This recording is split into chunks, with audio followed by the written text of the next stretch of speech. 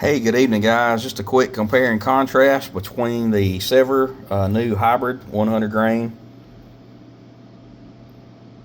and the beast 100 grain expandable broadhead. Both of these are really great flying broadheads. They fly very close to my field points. I will mention right off the bat that the beast at about 30 yards hits a little high in my setups. That's with two older Hoyts, like a Factor 28, the RX7, RX8 that I shot last year. And even with this lift X that I got now at about 35 yards, the beast shoots a little bit higher than my field points at about 30 yards. At extreme distances, this thing flies really well. But the same for the sevr. And I really like the hybrid or the thought behind the hybrid. It's almost like bleeder blades. And both of these arrows have been through Georgia whitetail, so I've seen what they've done. These are two new ones. One thing I'll mention on the beast, when you put it in your quiver, I'd grab an extra bag or an extra roll of bag ties and just tie one around your blades when you put it up in the quiver, because it's really bad about popping open in your quiver. So I found that a bread tie works just fine to keep it tight. The O-ring on the sevr is kind of what led me to it, and it's so compact when it's folded in. And I mean, and that's why it flies like a field point. Both of these broadheads do have their limitations, though. In my opinion,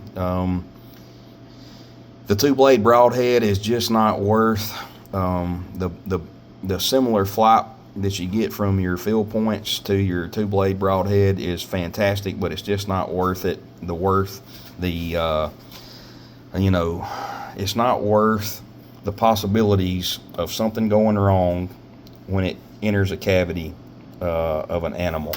And quite honestly, if you'll look, what I've got on my arrow today is the G5 Mega Meat or the Quad Exodus Swept or the Grim Reaper Micro Hades. So that is what I am currently shooting, and it's just because I have had so many issues over the years with two-blade expandables, whether it's a rage that didn't open, and even with these two, I made a perfect high lung hit on a whitetail deer, and there was virtually no trauma and very little blood for 300 yards.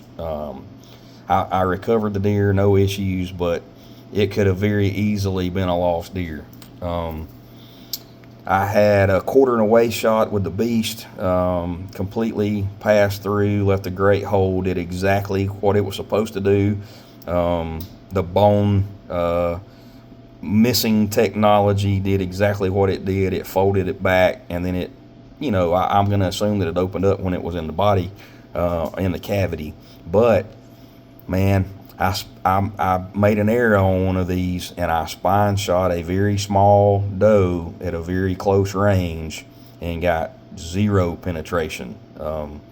It did bust through, and I hate to say it, I had to finish her off with another arrow, but it was heartbreaking to have to watch. Honestly, it was. And I know for a fact that if it would have been that arrow with that tip, with that broadhead, it would have zipped through that spine and got into the cavity and been sticking in the ground by a couple of inches. And so I am done with these broadheads forevermore. To be honest with you, I'll shoot armadillos or varmints in the yard or something like that, but I'm done with two-blade expandables. I will shoot the three-blade, but in all likelihood, unless something changes, when I shoot a big deer, it's going to be with a three-blade fixed blade. That's all I got.